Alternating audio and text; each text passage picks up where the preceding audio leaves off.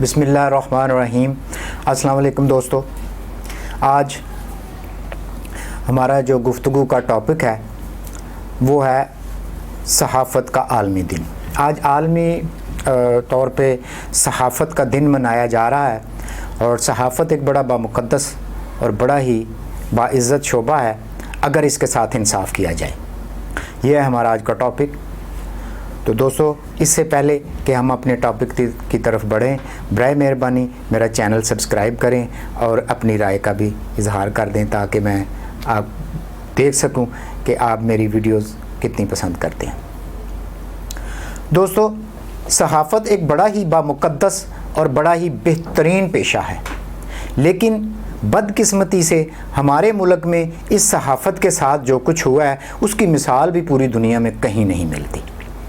चलते हुए ये ज़िक्र करना भी बहुत ज़रूरी समझता हूँ कि इस्लामाबाद में आज एक रैली निकाली गई और उसमें मेरे कश्मीरी भाई जो तकरीबन 6 माह से बंदे सलासल हैं और उनके लिए वहाँ की जो सहाफ़ी लोग हैं उनके साथ जो जुल्म किए जा रहे हैं उन पे आवाज़ उठाने के लिए और आलमी ज़मीर को झंझोड़ने के लिए आज एक रैली निकाली और उन मुजाहिरीन का मुतालबा ये था कि उन सहाफ़ियों के साथ भी इंसाफ़ किया जाए। ये 6 माह से वहाँ पे मुसलमान बंद हैं, लेकिन पूरी दुनिया का ज़मीर जो है वो उस पर जूं तक नहीं रेंगी। लेकिन जब इंडिया में ईसाइयों और दूसरी माइनॉरिटीज़ के साथ जुल्म शुरू हुआ तो सारे ज़मीर जाग उठे हैं और अमेरिका ने उसके ख़िलाफ़ पाबंदियों का भी कुछ ऐलान कर दिया है। बहरहाल अल्लाह का शुक्र है कि खुदा करके इनका ज़मीर जागना शुरू हो गया है और इंशाअल्लाह मेरे कश्मीरी भाई आज़ाद होंगे। तो दोस्तों, सहाफ़त जो है अब पाकिस्तान में बहुत से इसमें वाक़यात आते हैं, इसमें कुछ बहुत से अच्छे लोग भी हैं, बहुत अच्छा काम कर रहे हैं। लेकिन पिछले दिनों आपको एक वाक़या याद होगा कि जनाब मैराथन हुई, एक टेली मैराथन, जिसमें जनाब तारक जमील साहब ने हिस्सा लिया और उन्होंने कुछ अल्फाज जो है वो मीडिया के कुछ उन्होंने तो जर्नल बात की और आलमी मीडिया के मुतल्लक़ की, इस पे भी बहुत सी बात हो चुकी है, लेकिन उस पे किसी को सब्र नहीं आ रहा। हमारे जो सब टॉप के सहाफ़ी हज़रात हैं वो तो इस तरह टूट पड़े हैं मौलाना तारक जमील साहब पे कि उन्हें अब बख्शते नज़र नहीं आ रहे। हाँ, इसके बावजूद कि मौलाना तारक जमील साहब को ये ज़रूरत नहीं थी, लेकिन फिर भी उन्होंने माज़रत कर ली। ये उनका बड़ापन है और हमेशा वो कहते हैं कि जो माफ़ी मांगता है वो हारता नहीं है और अल्लाह के फ़ज़ल से ये अल्लाह के रसूल हैं। तो मौलाना तारक जमील साहब हारे नहीं हैं, वो जीत गए हैं। उनकी जीत का सबूत ये है कि लोगों ने सोशल मीडिया पे इस कदर उन्हें सपोर्ट किया है, इस कदर सपोर्ट किया है कि ये सारे जो बड़े बड़े अपने आप को सहाफ़त के पिलर समझते हैं वो बुखला गए हैं। जनाब उसमें सरे फ़रिश्ते हैं हामिद मीर साहब, उसके बाद जनाब आते हैं मोहम्मद मालिक साहब, उसके बाद ये इसी तरह जितने भी ये लोग हैं। और कल की बात आपको बता दें कि बड़े ही बाइज़्ज़त और बड़े ही इज़्ज़त पाने वाले और शोहरत रखने वाले जनाब हारून रशीद साहब ने भी कुछ ऐसा ही अपने साथ किया।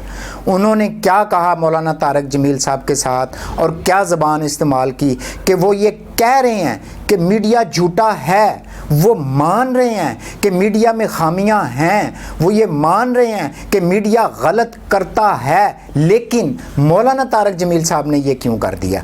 मौलाना तारक जमील साहब के साथ ये क्या है? क्या मौलाना तारक जमील साहब ने झूठे को झूठा कह दिया तो क्या ये गलत किया? क्या वो अलामा नहीं है?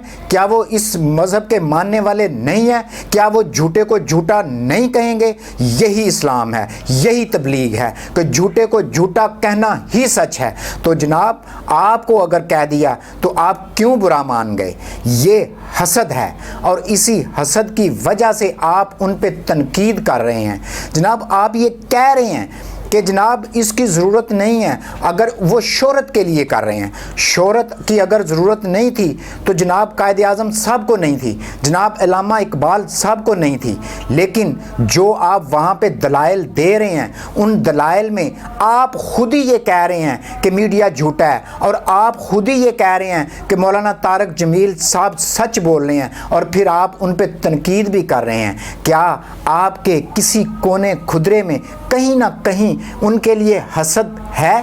اور اسی حسد کو آپ بروئے کار لاتے ہوئے ان کی اس شہرت سے یہ آپ ہی کہہ رہے ہیں کہ انسان یہ سب کچھ شہرت کے لیے کرتا ہے، غلبے کے لیے کرتا ہے۔ تو جب غلبہ کرنا ہو تو دولت کی ضرورت ہوتی ہے اور شہرت کی ضرورت ہوتی ہے، لیکن جب انسان یہ چیزیں ملتی ہیں اور دوسرے کو نہ مل رہی ہوں، اس کی جو ہے وہ ڈی گریڈ ہو رہا ہو، تو پھر حسد پیدا ہوتا ہے۔ آپ نے بہت شہرت دیکھی ہارون رشید صاحب، آپ نے بہت عزت دیکھی، لیکن اب مولانا طارق جمیل صاحب نے جب آئینہ دکھا دیا ہے تو اب آپ کو ان سے حسد فیل ہو رہا ہے، اور یہی وہ حسد ہے جس کی وجہ سے آپ ان پہ بلا وجہ کی تنقید کر رہے ہیں، اور اس تنقید کا کوئی تک بنتا نہیں ہے۔ لیکن چلیں، آپ نے کر لیا، اس چیز کو بھی ہم مان لیتے ہیں، لیکن اس کے باوجود آپ یہ دیکھیں کہ آپ کس بات پہ کہہ رہے ہیں۔ آپ یہ بات تسلیم کرتے ہیں میڈیا جھوٹا ہے، آپ نے تسلیم کیا، میڈیا نے یہ سب کچھ کیا،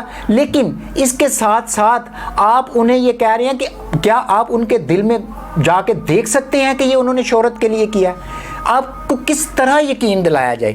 میں اگر آپ پہ الزام لگا دوں، میں آپ کی بہت رسپیکٹ کرتا ہوں، آپ ایک بہت ہی باصلاحیت انسان ہیں، لیکن میں یہ کیسے مان لوں کہ آپ یہ جو تنقید کر رہے ہیں یہ صرف مخالفت برائے مخالفت میں، آپ مجھے کیسے ثابت کر سکتے ہیں؟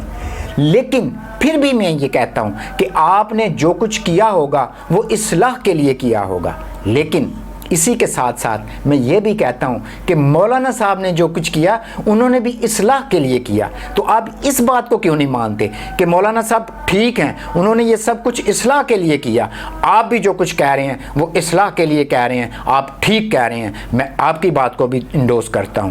اسی کے ساتھ میں آپ سے اجازت چاہتا ہوں۔